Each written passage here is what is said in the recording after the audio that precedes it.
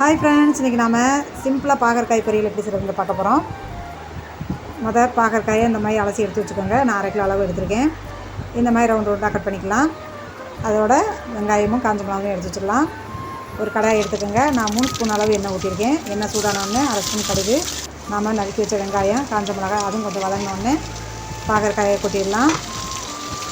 பாகற்காய் அதோட போட்டு இந்த மாதிரி கிளறி விட்டுருங்க. 1/2 ஸ்பூன் அளவு உப்பு போட்டுக்கோங்க. அதையும் நல்லா கலந்து விட்டுறலாம். இப்போ அதை ஒரு மூடி போட்டு வேக விட்டுருங்க. அடுப்பை சிம்லாவிலே வைங்க. ஸ்லோ ஃப்ளேம்லேயே இருந்தால் தான் அது எண்ணெயிலே நல்லா வேகும். கசப்பு தன்மை சுத்தமாக இருக்காது. இந்த பாருங்கள், நல்லா எண்ணெயிலே வதங்கிடுச்சு. நம்ம தண்ணிக்குன்னு தெளித்து வேக விடணும்னு அவசியமே இல்லை. அது கூடயே கருவேப்பிலை ஆட் பண்ணிக்கோங்க. கொஞ்சம் வாசமாக இருக்கும். நம்மளுடைய பாகற்காய் பொரியல் இப்போ ரெடி ஆயிடுச்சு.